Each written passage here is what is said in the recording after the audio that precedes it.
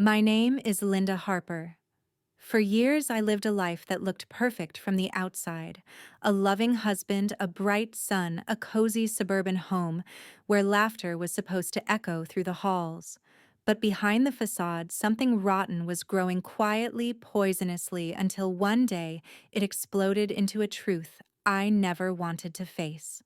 Trust me, you'll regret skipping this story. So before you sit back and listen, take a moment to like the video and subscribe to Grace's Truth. Now get in the mood to listen to this story because it might be the ultimate sweet revenge. It all started with small things, little moments that didn't quite fit together like shards of broken glass scattered across the floor of my life. My son Jamie was 7 years old, too young to understand the complexities of adult relationships, but old enough to notice the tension that hovered like a dark cloud in our home. He was a bright boy, curious and loving, but sometimes in the way he looked at my husband's secretary, Helen, something felt off. Helen was always around like a shadow I couldn't shake. She was young, poised, with a quiet smile that didn't quite reach her eyes. At first, I thought she was just doing her job managing my husband's calendar, answering his calls, the perfect assistant. But the way Jamie looked at her made my skin crawl. It wasn't admiration or friendship. It was something more confused, something I couldn't place. I told myself it was my imagination. After all, how could my husband Mark betray me? We had been married for 15 years. We had built a life together. Yet the pit in my stomach told me otherwise. I ignored the signs, the whispers in my heart screaming at me to look closer. One evening, I caught Jamie whispering Helen's name, but not as Mrs. Thompson or the lady who helps Daddy. No, Jamie called her Mom. My blood ran cold. My heart shattered in 1,000 pieces. How could this happen under my nose? How could my own son call another woman Mom? That night, I lay awake staring at the ceiling, questions swirling through my mind like a storm. Was Mark lying to me? Was Helen playing a role I never expected? And most painful of all, what did this mean for Jamie? The perfect family I once believed in was crumbling, and I was powerless to stop it. But I refused to stay silent. I promised myself that I would uncover the truth no matter how painful, no matter how dark. Because some betrayals demand justice. I kept trying to tell myself it was nothing, that my fears were exaggerated, the product of a worried mother's imagination running wild. After all, Jamie was only 7. Kids are innocent and prone to silly attachments. Maybe it was just a phase. Maybe calling Helen Mom was some childish confusion, a misunderstanding that would fade with time. But deep down, I knew it was more. I couldn't shake the feeling that something was horribly wrong, that the little cracks I'd noticed in our seemingly perfect family were about to turn into chasms too wide to ignore. It started with the smallest details, the kind that get dismissed as coincidence until they pile up and suffocate you with their meaning. Jamie would linger by the study door a little longer than usual when Helen was there, eyes wide and hopeful. Mark's phone would buzz at odd hours, and he'd answer in hushed tones or ignore it altogether when I walked in. One afternoon, I was putting away laundry when I overheard a conversation from the kitchen doorway. Mark's and Helen's voices, low and urgent, the kind of talk meant to be private but impossible to keep quiet in a house this small. "We can't let her find out," Helen said, her voice trembling. "If Linda knew." Mark cut her off with a sharp edge I'd never heard before. "She can't know. Not yet. Not until we're sure." My heart slammed into my chest. My breath caught and I pressed my back against the wall, willing the floor to swallow me whole. What were they hiding? And why was my husband involved in some secret I wasn't meant to see? Days later, the unease became unbearable. Jamie's innocent confusion was turning into something deeper, more complicated. He'd bring up Helen's name randomly, as if testing the waters, looking for a reaction from me. I'd catch him staring at her in the distance with a longing that didn't belong in a child's gaze. One evening, I found a drawing tucked inside Jamie's backpack, a childish scrawl in crayon that tore my heart in two. It was a picture of our family, but not the one I recognized. There was Mark, tall and smiling Jamie with his mischievous grin, and a woman who wasn't me, standing between them. Helen. My face wasn't in the picture. It was blank space like I didn't exist. I stared at that drawing for what felt like hours, unable to breathe. How had this happened? How had my son's heart already been claimed by someone else? My mind screamed with questions I couldn't answer. Was this all my fault? Had I been blind to the signs for too long? That night, I sat beside Jamie on his bed, the soft glow of his nightlight casting shadows on the walls. I wanted to understand, to bridge the gap growing between us. Gently, I asked Jamie, why did you draw Helen in our family picture instead of me? His eyes looked up at me, wide and innocent, unclouded by the storm raging inside me. Because she's Mom, he said simply. The words hit me like a punch to the stomach. 1,000 thoughts crashed through my mind: denial, anger, heartbreak. But I swallowed them all and forced a gentle smile. Why do you think that, sweetheart? He shrugged, as children do when they don't fully understand their feelings. Because she's nice to me. She plays with me. She makes me happy. That should have warmed my heart, but it only made it ache. How could the woman who was tearing apart my marriage and my family be the one giving my son comfort? I looked at Jamie and saw the innocent soul caught in the crossfire, too young to comprehend the damage, but already feeling the pull of two worlds. I knew I had to find out everything. I couldn't live in denial anymore. I started watching Mark more closely, noting the subtle changes I'd missed before. The late-night meetings, the evasive answers when I asked about his schedule, the way he flinched when my voice startled him. Helen was no longer just a secretary. She was a presence that infiltrated every corner of our lives, quietly erasing my role as wife and mother. I remember one evening vividly. Mark and Helen were in the kitchen laughing softly over something I couldn't hear. The way Mark looked at her with that secretive, intense gaze felt like a betrayal that cut deeper than any words. Helen's smile was too perfect, too practiced, like an actress playing a role meant only for Mark's eyes. I felt like a ghost in my own home. It wasn't just the emotional betrayal that ate at me. It was the way they were building a life without me, a parallel world where I was erased, invisible, irrelevant. I felt my sanity slipping. I kept a journal, a secret ledger of all the strange things I observed. I wrote down dates, times, snippets of overheard conversations, odd phone numbers. Every detail was a piece of the puzzle I was desperate to solve. One entry read, "Jamie called Helen Mom again today." I saw the way Mark looked when he heard it. Something between guilt and pride. The more I wrote, the clearer the picture became. Helen wasn't just an assistant. She was the architect of my downfall. She was the reason my son's innocent heart was divided, the reason my husband's loyalty was broken. I felt powerless to stop it, but I refused to be a victim. There was a night I couldn't sleep, pacing the floor of our bedroom thinking about what to do next. I thought about confronting Mark, but I was terrified of what I might hear. What if he confirmed all my fears? What if the truth destroyed not only our marriage but my relationship with Jamie? I also worried about Helen, the way she manipulated everyone around her. She was charming, always the perfect picture of innocence to outsiders. Who would believe a desperate wife over a poised, successful woman? But I had to try. I had to fight back. I began planning, gathering evidence, reaching out discreetly to people who might know more. I felt like a detective in my own life, hunting for clues in the ruins of my shattered family. The hardest part was watching Jamie. He was caught in a battle he didn't understand, his childish mind trying to reconcile two women claiming his love. He'd sometimes cry quietly at night, asking why Mommy and Helen didn't get along. His confusion was my agony. I realized I wasn't just fighting for myself. I was fighting for my son's future, for the chance to be the mother he needed, not the shadow in the background. Every day was a battle between hope and despair.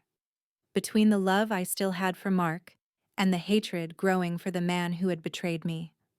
And in the quiet moments when I was alone, I made a promise to myself I would uncover the truth, expose their lies, and reclaim my family, no matter the cost. That moment when Jamie first called Helen Mom haunted me. It echoed in my mind every day, twisting around my thoughts like a thorny vine. I couldn't stop replaying it, trying to understand how my own son could choose to give that name, the one meant for me, to another woman. It was a whispered betrayal, a stab to my heart, and yet I was only beginning to scratch the surface of the damage that had already been done. I started to dig deeper, quietly but relentlessly. I knew I couldn't confront Mark or Helen directly yet. Too many unknowns, too many risks. Instead, I became a shadow in my own home, watching, listening, piecing together the puzzle of their betrayal. Every subtle glance, every hidden text message, every secret meeting added fuel to the fire burning inside me. One afternoon, I found myself waiting outside Mark's office under the pretense of running errands nearby. I'd overheard his secretary's laughter, a melody far too familiar now mingling with his voice. I waited until the office door closed behind them, then slipped inside, heart pounding. The room was empty, but on Mark's desk lay a folder half hidden marked with initials I didn't recognize. I tucked it into my bag without thinking, the thrill of discovery overshadowing my fear. Back at home, I rifled through the folder's contents. Bills receipts, hotel bookings, dates coinciding with the late nights Mark had lied about. But the most damning were the emails between Mark and Helen, dripping with coded affection and secret plans. The words were unmistakable. They were building a life separate from me, with my son at the center. I felt sick. But beneath the nausea was something stronger, a surge of clarity and resolve. This was no accident, no innocent mistake. This was calculated, deliberate. I had to act, but I also had to protect Jamie. He was caught in a cruel tug of war, and I feared what the outcome might be if I moved too fast. In the days that followed, Jamie's attachment to Helen only deepened. He would cling to her during family dinners, ask for her approval, and mimic her gestures with a childlike devotion that broke my heart. I tried to reclaim his affection with quiet tenderness, reading his favorite stories, baking cookies together, creating moments meant to remind him I was still here, still his mother. But something had shifted inside him, a silent allegiance I couldn't break. One evening, Helen invited Jamie over under the guise of helping with a school project. I hesitated but let him go, wanting to trust my son's judgment. As I watched them leave hand in hand, I realized how much I'd already lost. I knew then that Helen wasn't just a secretary or a passing shadow. She was a threat, a woman who had wormed her way into my husband's heart and my son's world, stealing everything I had built. That night, I sat alone in the dark, clutching my journal. I wrote about my fears, my heartbreak, my plans. I wrote about the mother I wanted to be and the wife I needed to confront. My phone buzzed with a message from an unknown number. It was from a friend of a friend, a woman who'd once worked with Helen.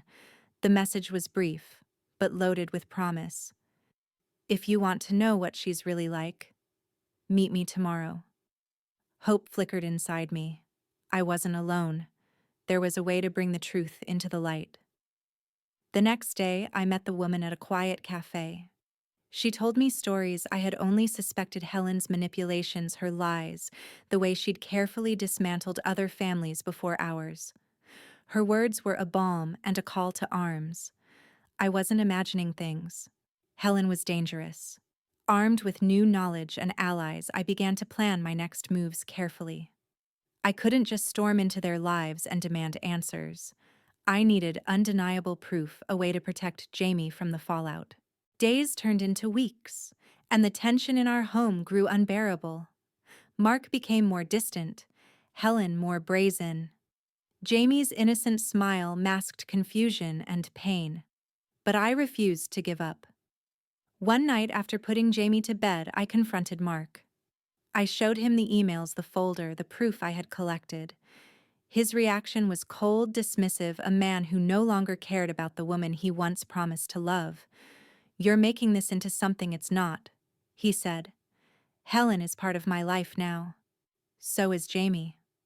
Those words cut deeper than any knife. I realized then that I was fighting not just for my family but for my dignity. The war had begun. Confronting Mark had been a turning point, but I quickly realized it was only the first battle in a much larger war. His cold, dismissive reaction cut deeper than I expected, but it also clarified one brutal truth: he had made his choice. Helen wasn't just his secretary. She was the woman who had invaded every part of his life, and most devastatingly, our son's world. It was no longer about infidelity. It was about an entire family being stolen from me piece by piece. After that confrontation, I couldn't look at Mark the same way. The man I had loved, the husband I had trusted for 15 years, had become a stranger in my own home. The warmth and safety I had once associated with him had vanished, replaced by cold, distance, and secrecy. But the real challenge was Helen. I had underestimated her until now. She was not some naive woman swept up in an affair. She was a strategist, a master of manipulation. Beneath her calm, polished exterior, she was ruthless. I began to study her every move, searching for anything that could reveal her true nature. At first glance, Helen seemed flawless. She was the embodiment of professionalism, always impeccably dressed, always courteous and composed. She had a way of making people trust her, like a chameleon blending seamlessly into her environment. But I saw the cracks. The fleeting looks she exchanged with Mark when she thought no one was watching. The way she'd gloss over certain questions with practiced ease. The lies, small at first, but accumulating, about where she was after work, whom she was meeting, what she was doing. I caught her bending the truth more than once, and each lie was a thread I intended to pull. One evening, I decided to follow her. I couldn't bear the uncertainty anymore. I waited until she left the office, then trailed her at a distance. She seemed unaware, moving quickly but smoothly, confident she was untouchable. She met Mark at a cafe a few blocks away, and they slipped inside like conspirators sharing secrets. I watched them through the window. Mark's expression was soft, vulnerable, even nothing like the man who had so coldly brushed off my confrontation. Helen leaned in her hand, resting lightly on his arm. They talked in whispers, their connection unmistakable. My chest tightened with a mixture of jealousy and rage. This wasn't just an affair. It was a takeover. They were rewriting our family story without me. Back home, the hardest part was watching Jamie's confusion deepen. The boy I had raised, who once ran into my arms without hesitation, was now torn. He loved me, yes, but he was also drawn to Helen. He didn't understand why there were two women in his life claiming his affection. His questions became more pointed, and his loyalty seemed divided. "Mom, why doesn't Helen like you?" he asked one night, his voice trembling. "How can Helen be your mom when I'm right here?" He wondered aloud, eyes searching mine for answers I didn't have. Every question stabbed me like a knife. How could I protect him when the two most important adults in his life were at war? I knew I needed to do more than just gather evidence. I had to win Jamie back. But first, I had to bring Helen's true face into the light. I began documenting everything meticulously. I recorded their meetings discreetly, took photos of their secret rendezvous, and saved every suspicious text and email. I enlisted the help of my closest friend Sarah, who was not only loyal, but savvy with legal matters. Together, we created a dossier that was impossible to ignore. The more I uncovered, the more brazen Helen became. She started inserting herself into family events with calculated ease. Dinner invitations, school functions, weekend outings. She made sure to be where Jamie was to cement her role as a mother figure. Mark barely resisted. His indifference was a wound that bled daily. One evening, Helen stayed late for dinner at our house. She sat beside Jamie, holding his hand and whispering secrets that made him laugh, while I sat quietly, feeling like an outsider in my own home. The humiliation was unbearable. I wanted to scream to confront her then and there, but I held back. I knew public scenes wouldn't help me win this battle. Instead, I focused on my son. After Helen left that night, I found Jamie lying in bed, tears streaming silently down his cheeks. "Why is this happening, Mommy?" he whispered. I pulled him close, feeling the weight of his confusion and pain. "Sometimes grown-ups make mistakes," I told him softly. "But no matter what, I will always love you and I will always be your mom." In that moment, I realized that my fight wasn't just against Helen or Mark. It was for Jamie's heart and soul. I had to rebuild what was breaking apart. Slowly, I started reclaiming my role in his life. I cooked his favorite meals, helped with homework, and spent every spare moment with him. I told him stories from when he was a baby, shared memories that only a mother could know. Bit by bit, I built a bridge between us, fragile but real. At the same time, I prepared for the inevitable confrontation with Helen. I couldn't let her continue unchallenged. One afternoon, I arranged to meet her at a busy cafe, a place where the glare of witnesses would keep tempers in check. When she arrived, her smile was flawless, but I saw the flicker of something else: nervousness. Maybe I confronted her gently but firmly, laying out everything I knew. Her perfect composure wavered for a moment, but then she recovered, her eyes cold and calculating. "You don't understand," she said, her voice silky but sharp. "Mark and I love each other.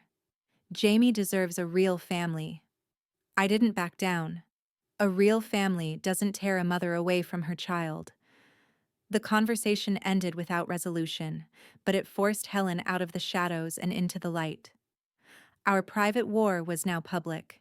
Mark, faced with the undeniable truth, could no longer pretend. He chose Helen openly, severing ties with me and disregarding the bond with Jamie. His betrayal was complete. But in that destruction, I found something: unexpected strength. The woman I had been quiet and compliant was gone. In her place stood a mother ready to fight for her son and a woman reclaiming her power. The perfect ending for the two traitors was still to come, but I was no longer the victim. I was the storm. The moment Mark chose Helen over me was the moment my world started to unravel. It wasn't just the pain of betrayal, it was the cold clarity that everything I had believed in, everything I had fought for, was slipping away. I could feel it in every corner of our home, in the silence between us, in the way Jamie looked at me with questions he couldn't voice. Those first days after Mark's decision were a fog of heartbreak and numbness. I moved through the house like a stranger, haunted by memories of better times and tormented by the reality that I was now an outsider in my own family. Jamie clung to me, his small hands tight around mine, but even he was pulled by the invisible thread that tied him to Helen and my husband. One evening, as I tucked Jamie into bed, he asked me something that broke me more than I expected. "Mom, why doesn't Daddy want us anymore?" His innocent question struck me like a bullet. How do you explain to a child that the man who promised to protect him was choosing someone else? How do you shield him from the cruelty of grown-up selfishness? "I don't know, sweetheart," I whispered, brushing his hair back. "Sometimes adults make mistakes. But no matter what, I'll always be here for you. You're my whole world." That night, lying in the dark, I made a silent vow: no matter what, I would fight for Jamie. I would fight to be the mother he needed to protect him from the storm Helen and Mark had brought into our lives. But Helen was relentless. Her influence grew every day, like a shadow spreading across our family. She posted pictures with Jamie on social media, images of laughter and warmth that painted her as the perfect stepmother. Friends and relatives began to question my role. The whispers started: "Is Linda really the mother Jamie needs? Helen seems so much nicer. Maybe Mark's right to choose her." The humiliation was suffocating. I was being erased, replaced by a woman who had never truly cared about our family, only about her own gain. I couldn't let this happen. I had to fight back, not just emotionally, but legally and strategically. I reached out to Sarah, my closest friend and confidant who had experience with family law. Together, we began gathering evidence not just of Mark's affair, but of Helen's manipulations and the emotional harm they were causing Jamie. I kept a detailed journal of every suspicious interaction, every lie Helen told, every moment Jamie seemed confused or hurt. I recorded phone conversations where Helen tried to isolate me from my son. We compiled emails, texts, and photos that showed their secret meetings and schemes. We prepared for a legal battle to protect my parental rights and Jamie's well-being. But I knew this fight wasn't just about papers and courts. It was about reclaiming my son's heart. One afternoon, I took Jamie to the park away from the pressures and lies. We sat on a bench under a sprawling oak tree watching children run and play. I told Jamie stories from when he was a baby, his first steps, his first laugh the nights I stayed awake just to hear his breathing. He looked at me eyes wide and searching and asked, "Mom, can you still be my mom, even if Daddy and Helen don't want you to be?" I swallowed the lump in my throat and nodded. "Always," I said softly. "No matter what, I will always be your mom." That moment was a turning point. Jamie needed me, and I needed to be strong for him.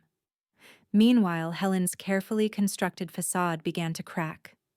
The more evidence I gathered, the more brazen she became, desperate to hold on to the illusion she'd built. One day, I confronted her in a busy cafe, a place where witnesses would keep us in check. Her smile was flawless, but her eyes betrayed a flicker of fear. I laid out everything I knew: her lies, her manipulation, her attempts to steal my family. She responded with cold cunning, claiming she loved Mark and wanted to build a real family with Jamie. But I didn't back down.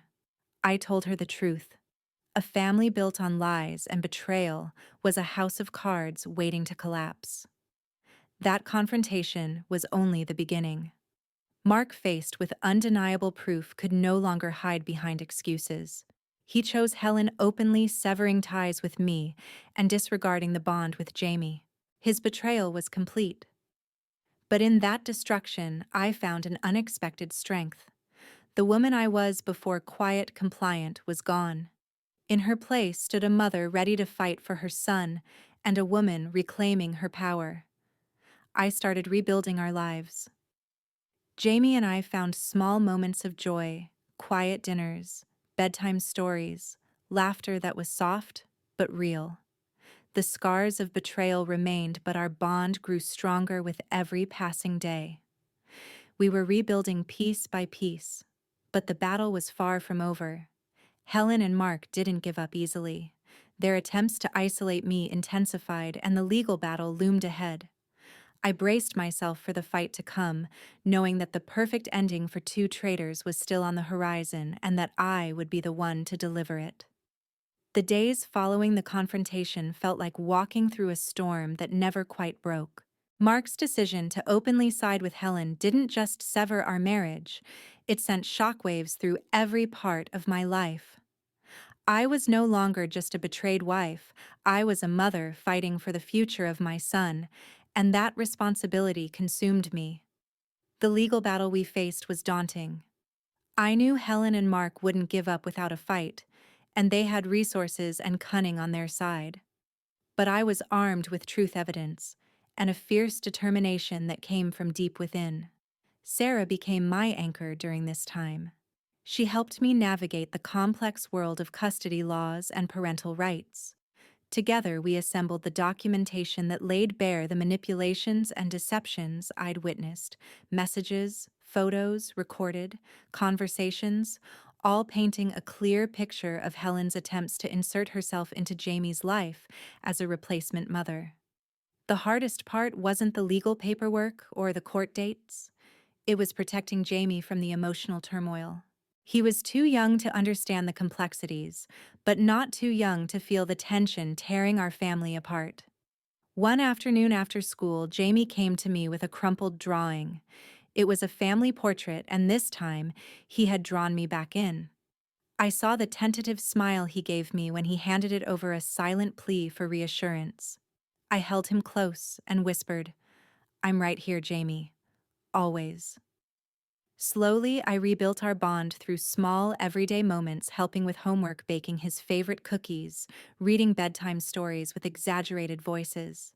These were my weapons against the darkness spreading around us.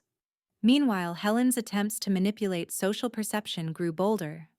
She posted glowing photos of herself and Jamie portraying an idyllic stepmother role. Friends and family were divided, whispers and doubts swirling in the background. But the truth was on my side. The court hearings began, and with every session I presented the evidence Sarah and I had gathered. Helen's carefully woven web started to unravel. In the courtroom, I saw a different Mark, a man trying to justify his betrayal with hollow excuses, trying to paint me as the one who was unstable or unfit. But the truth spoke louder than his words. The judge saw through the smoke and mirrors. Outside the courtroom, I found unexpected support from friends and even some family members who had been hesitant before. They began to stand by me, offering comfort and strength. As the legal battle waged on, I also focused on healing Jamie. The damage Helen and Mark caused was deep, but love and consistency became our armor. One evening, as we sat together watching the stars, Jamie asked Mom, "Will everything be okay?" I smiled through tears and promised, "Yes, Jamie. We'll be okay. We have each other." The fight wasn't over, but I knew we were on the path to reclaiming what was rightfully ours. The perfect ending for the two traitors was still ahead, and I was ready to see it through. The emotional turmoil that had engulfed our lives was no longer just a silent undercurrent. It was a raging storm, relentless and unforgiving. Every day felt like walking a tightrope stretched precariously over an abyss, with Jamie balancing on one side and me desperately clinging to the other. The pain of losing my husband to Helen was profound, but watching my son's innocent heart become torn between two maternal figures was a devastation I never imagined possible. Jamie's confusion grew deeper with each passing week. I could see it in the way he hesitated before calling me Mom, as if unsure if he still had the right. The child who once ran eagerly into my arms now sometimes looked at me with wary eyes, searching for reassurance that he wasn't losing me, too. One afternoon, Jamie came home from school with a silence that was heavier than any words could carry. He sat at the kitchen table, poking absently at his sandwich, his mind clearly elsewhere. I waited for the right moment, then gently asked Jamie, "What's on your mind?" He looked up, his eyes wide and vulnerable. "Mom, why does Helen say she's my real mom?" The question hit me like a physical blow. I felt my breath catch, my heart pounding in my chest as the words echoed through the room. Helen had been planting seeds of doubt in my son's mind, slowly but surely rewriting the story of our family. I took a deep breath and reached across the table to hold Jamie's small hands in mine. "Jamie," I said softly, "Helen is not your mom. I am.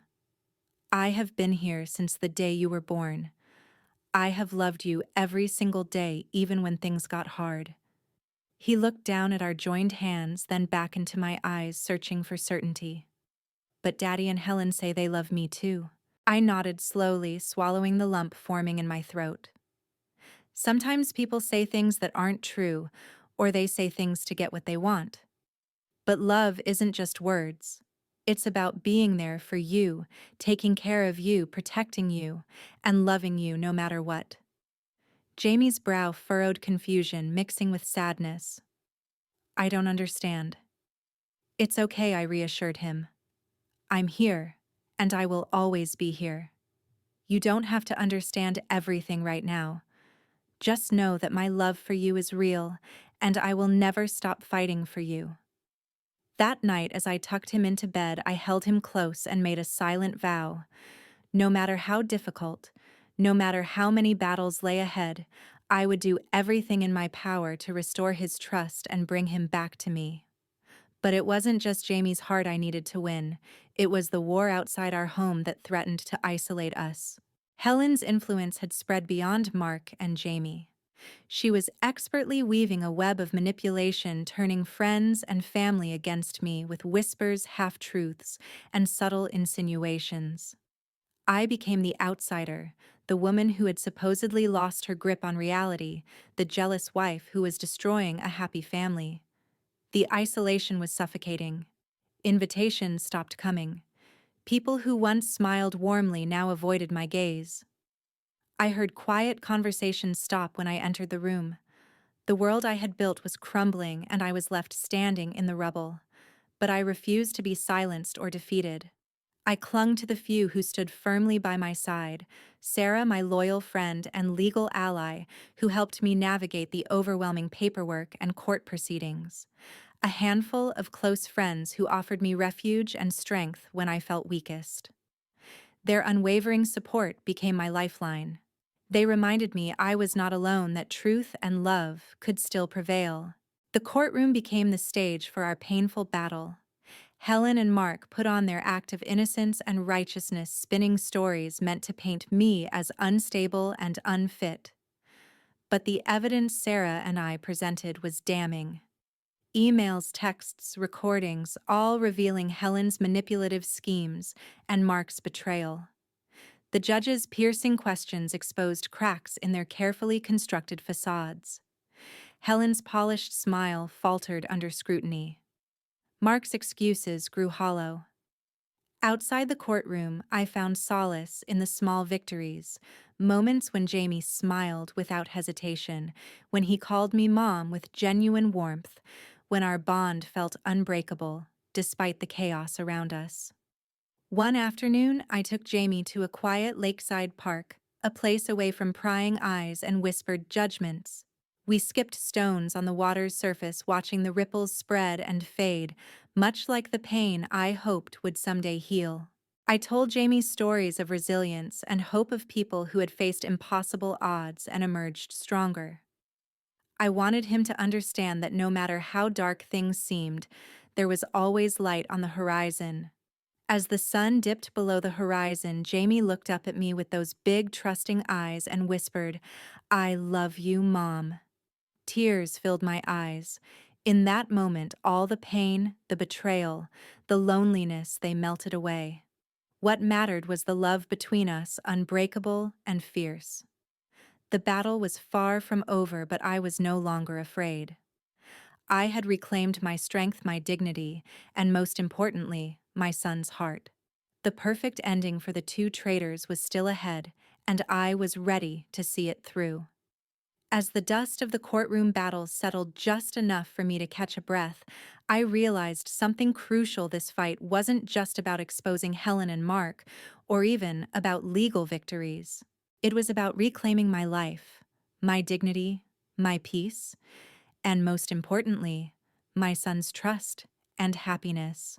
But to do that, I needed a plan, a strategy that went beyond court papers and courtroom drama.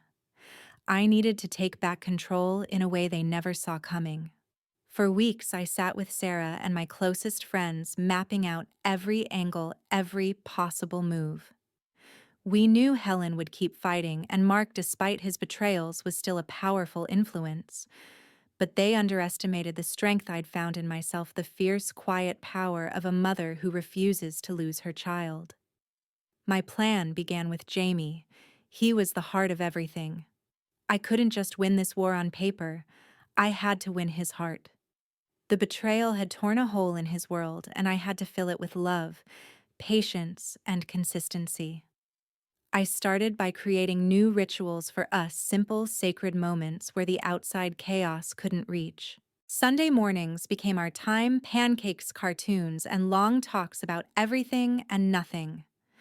Weekday evenings were for homework and story time with no distractions, just me and Jamie reconnecting. Each moment was a thread slowly weaving our fractured bond back together. But rebuilding trust isn't easy when shadows lurk in every corner. Helen's influence was persistent, insidious. She showed up at Jamie's school events, smiling sweetly to teachers and parents, making sure everyone saw her as the caring, devoted stepmother.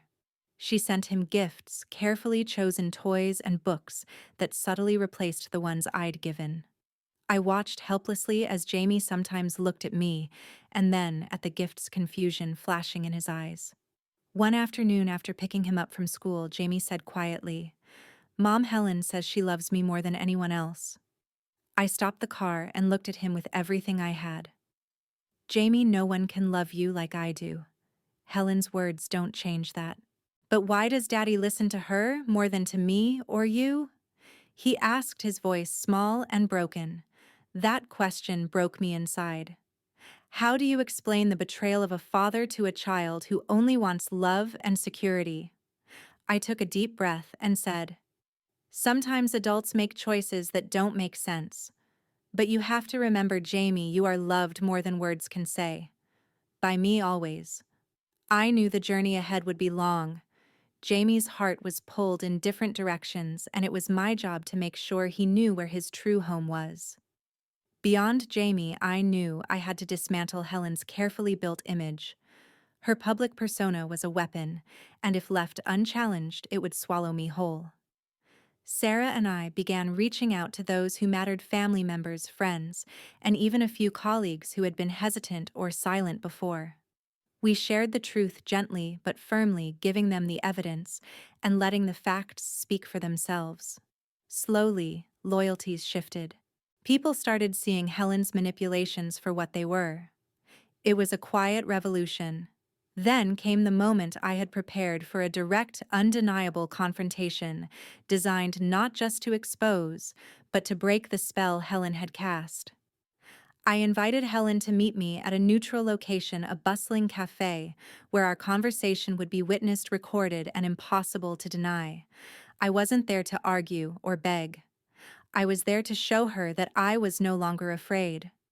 When she arrived, her smile was icy perfection, but I caught a flicker of uncertainty in her eyes.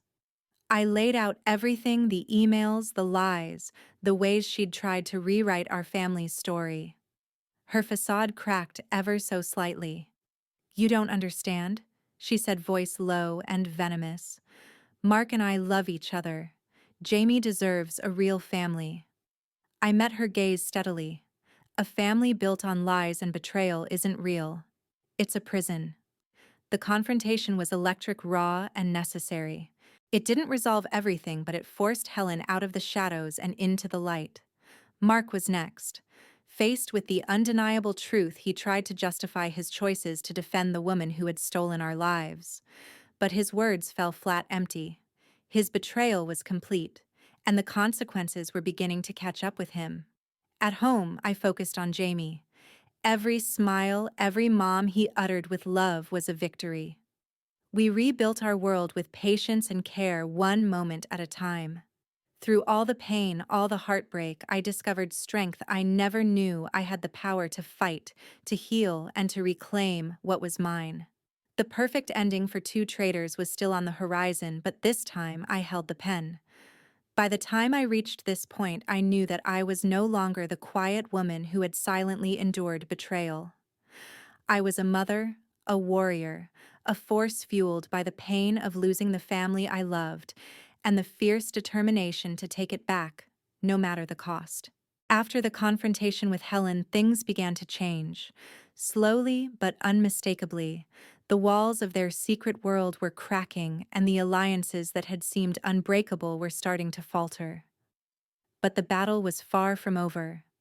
Mark was still deeply entangled with Helen, and Jamie was still caught in the crossfire. I had to act with precision and care. My plan was twofold: continue building a stronger bond with Jamie while simultaneously exposing the full extent of Helen and Mark's manipulations to everyone around us. First, Jamie. He was the heart of everything. The innocent child who deserved a mother's love, not the confusion and divided loyalties he was forced to navigate every day.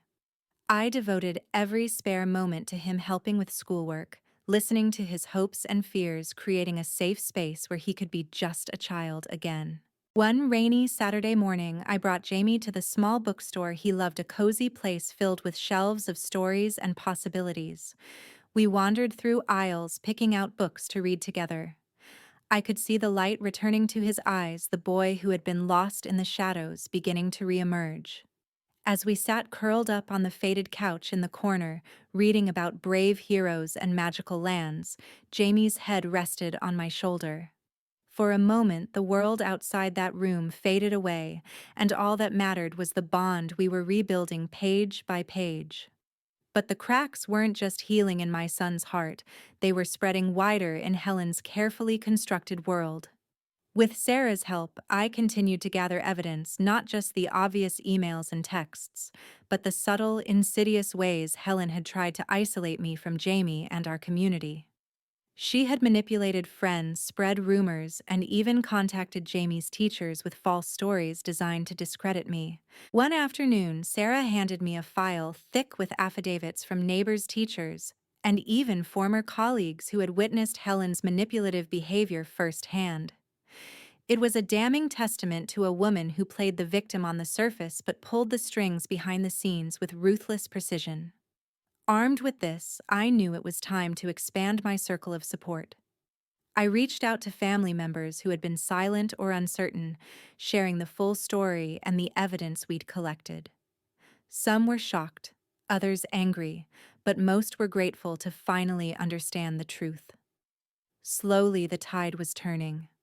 One by one, walls built by lies and fear began to crumble. I also worked on my own healing. Betrayal leaves wounds that run deep not just in the heart, but in the mind and soul. I started therapy, finding a counselor who helped me navigate the complex emotions of grief, anger, and loss.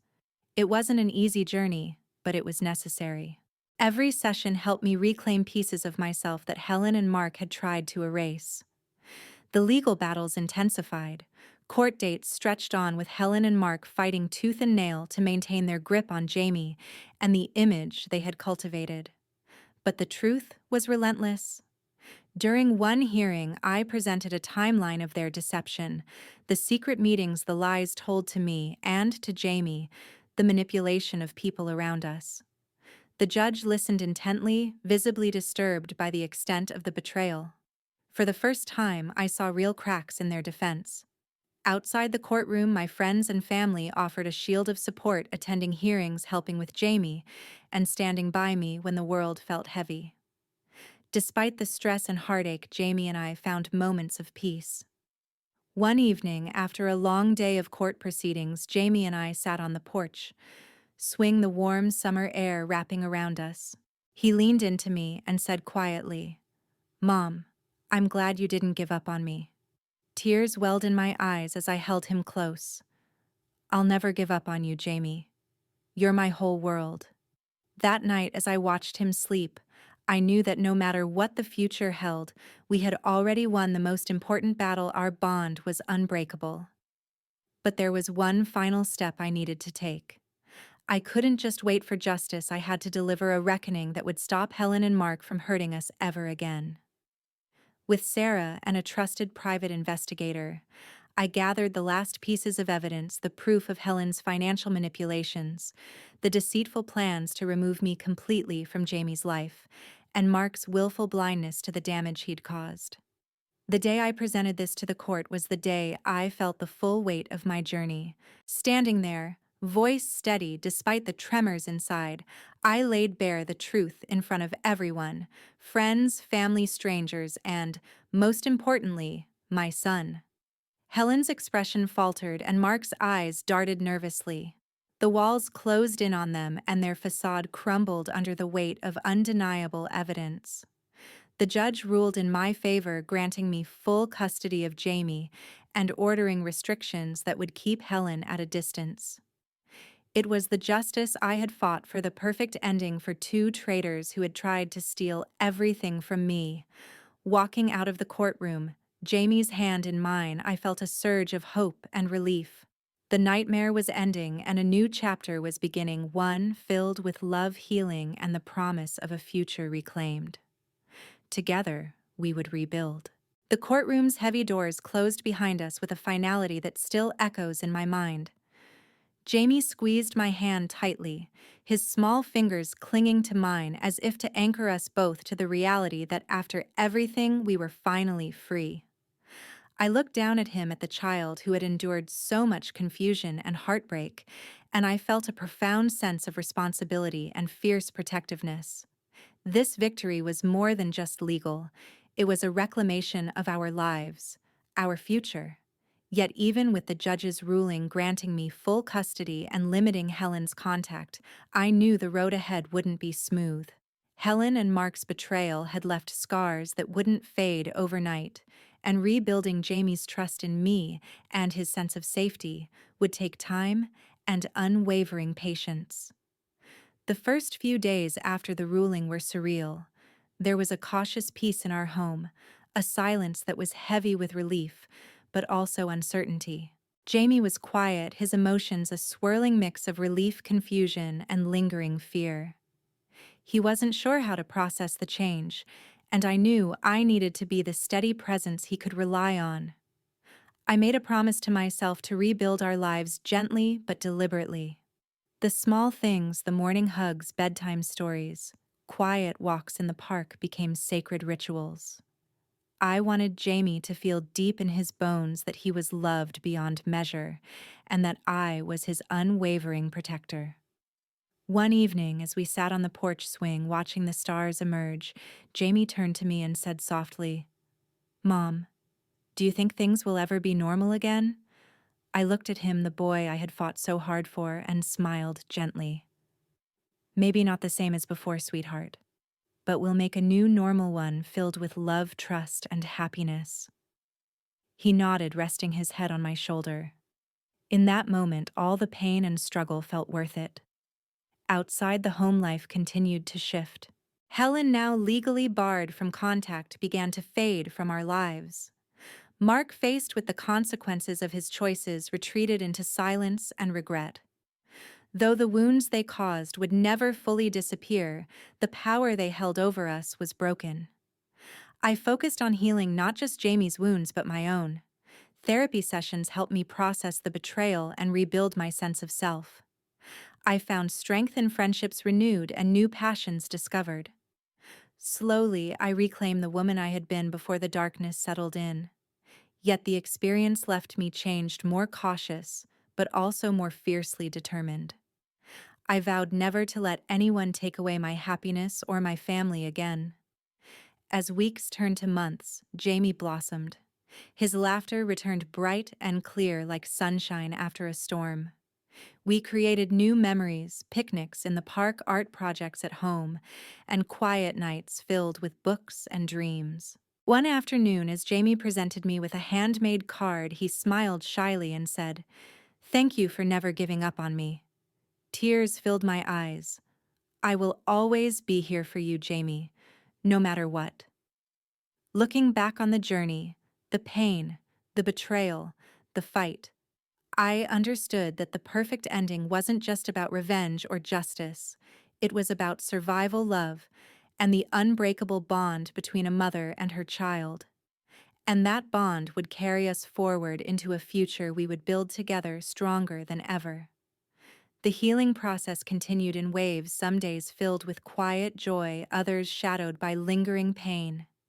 Yet through it all, Jamie and I found strength in one another, slowly rebuilding what had been broken. The love that once seemed threatened now anchored us like a lifeline, unshakable despite the scars. I noticed the subtle changes in Jamie, the way he smiled without hesitation, the ease with which he approached new experiences, and the gentle confidence returning to his eyes. He was beginning to heal, and so was I. But healing wasn't a straight path. The echoes of betrayal remained, especially when unexpected moments pulled the past back into focus. Sometimes Jamie would ask about Mark or Helen, his questions tinged with confusion and longing. Other times, I caught myself flinching at a memory or a glance that reminded me of the pain we'd endured. One afternoon, Jamie came to me holding a photograph from school. It was a class picture, and there, standing beside him, was a familiar face, Helen, smiling as if she belonged. The sight stirred a storm of emotions, anger, sadness, but also resolve. I sat down with Jamie and explained gently, "Sometimes people come and go in our lives. What matters is the love and care we have now, and I promise you that will never change." He nodded, trusting me, his mother, to guide him through the confusing world. Our home became a sanctuary, a place where laughter grew louder and love deeper. I filled it with warmth, bright colors, family photos, and the smell of fresh baking. Each corner whispered stories of resilience and hope. Outside, my friendships strengthened. Sarah remained a steadfast pillar, always ready with advice or a comforting word. Other friends, once distant or hesitant, returned to my life, their support a balm to my weary heart. I also began volunteering at Jamie's school, becoming involved in his world in ways I hadn't before. It was a way to rebuild trust, not just with him, but with the community, showing that despite everything, we were here to stay. Slowly, I reclaimed my sense of self, discovering new passions and joys beyond the shadows of the past. I started writing again, pouring my emotions onto the page, a therapeutic release and a testament to the woman I was becoming. But through it all, Jamie remained my focus. His happiness, his safety, and his love were my greatest victories. One night, as I tucked him into bed, Jamie looked up at me with a smile that reached his eyes and said, "Mom, I'm glad we're together. I feel safe with you." I kissed his forehead, tears of gratitude spilling over. "You are safe, Jamie. Always." The perfect ending for Two Traitors wasn't just about justice or revenge, it was about reclaiming life, love, and family.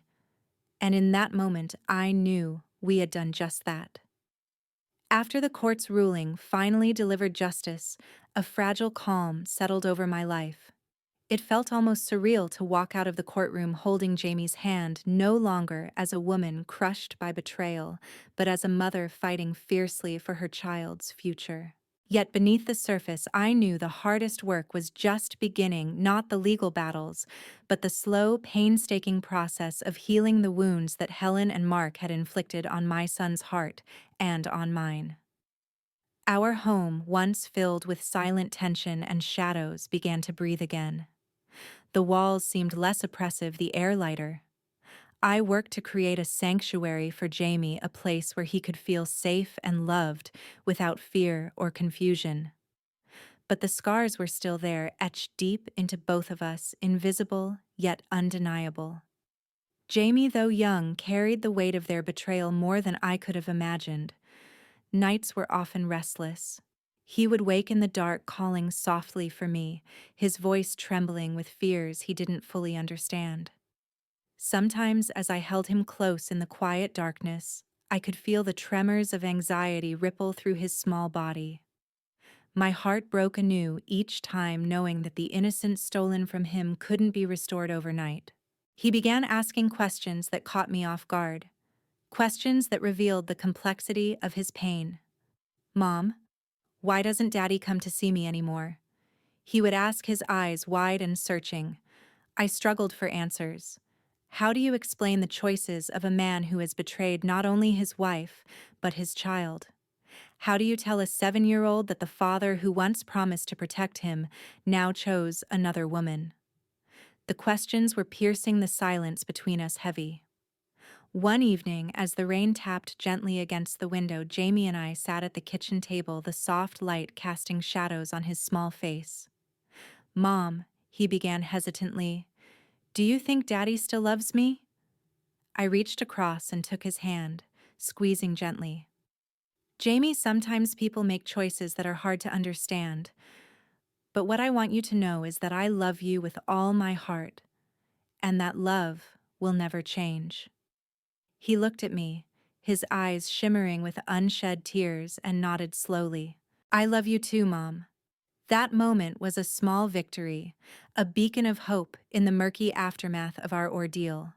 To help Jamie heal, I began to rebuild our routines, small acts of normalcy that grounded us both. Sunday mornings became sacred.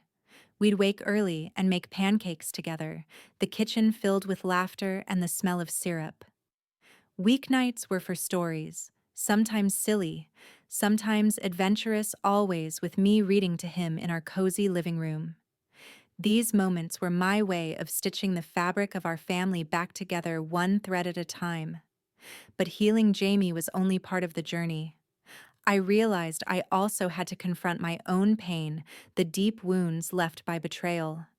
So I started therapy weekly sessions that slowly helped me untangle the mess of emotions, grief, anger, self-doubt, and eventually, forgiveness. It was not a linear path. Some weeks brought breakthroughs, others a return to despair. But gradually, I found pieces of myself that had been lost: strength, resilience, and a new sense of identity. Returning to work part-time was another step toward reclaiming my life.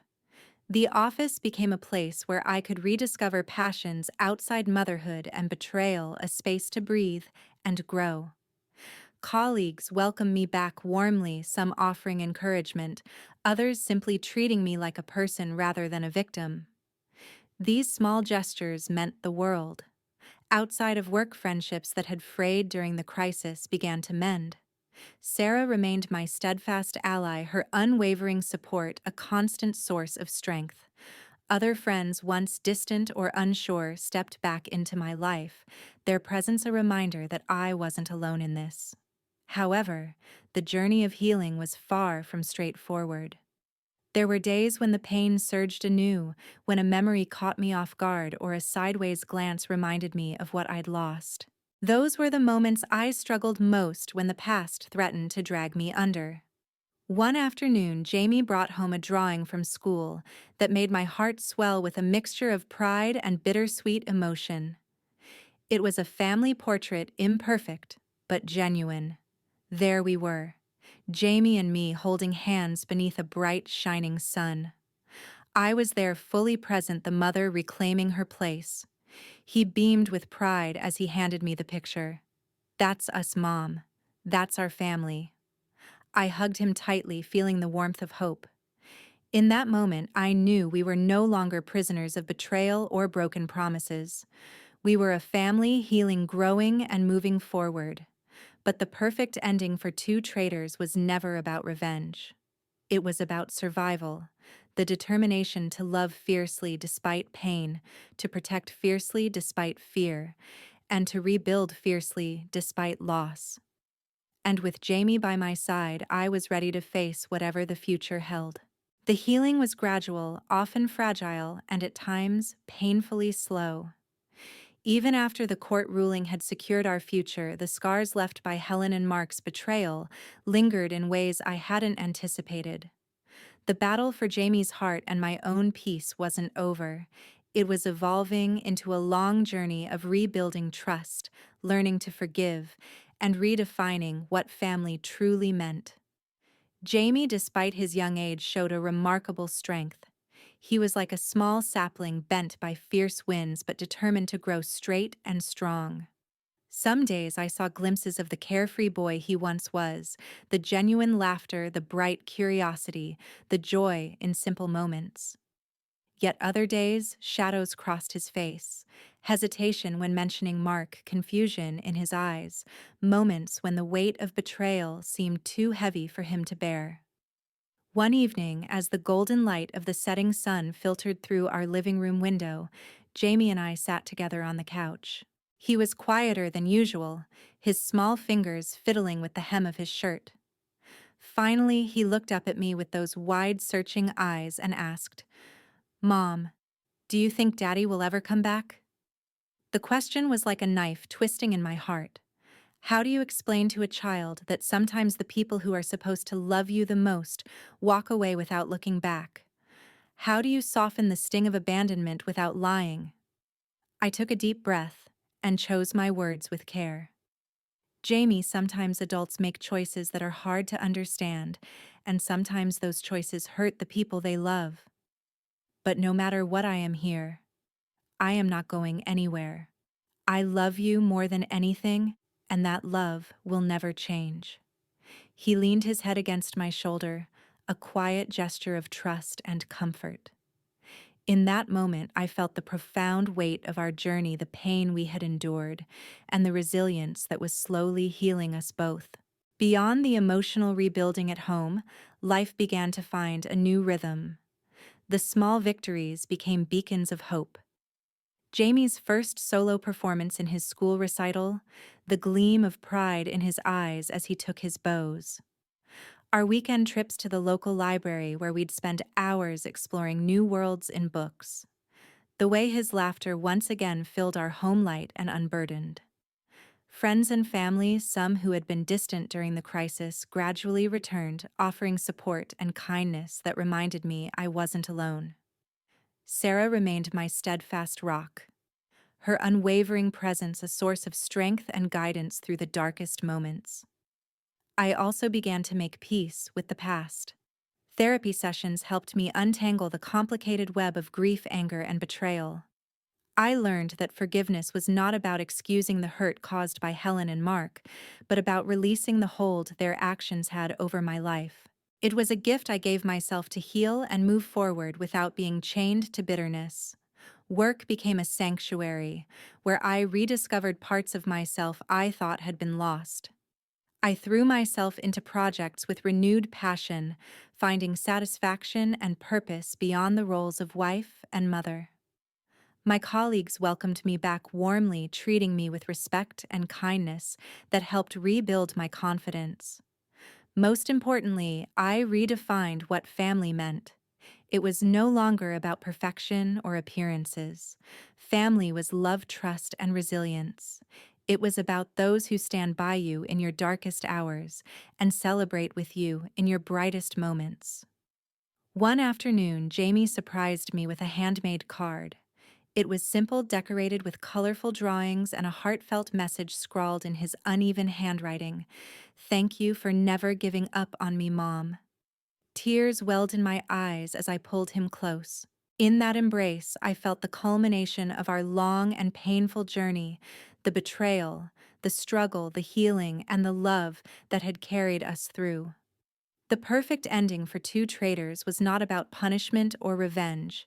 It was about survival, growth, and the unbreakable bond between a mother and her child. And with Jamie by my side, I knew we had found that ending together. The days grew longer, and with each passing moment, the remnants of the betrayal faded further into the past. Yet healing, true, deep healing, was a process that tested every ounce of my strength and patience. After the court's verdict, Jamie and I began to rebuild a life that felt safe and whole, but the echoes of what we had endured still whispered in quiet moments. I remember one particular morning vividly. Jamie and I sat together at the breakfast table, the sunlight streaming through the kitchen window, casting a warm glow around us. His face was bright with excitement, the kind of genuine happiness that had been rare for so long. He told me about a new friend he'd made at school, about the games they played and the stories they shared. It was the kind of simple joy that reminded me how precious these moments were.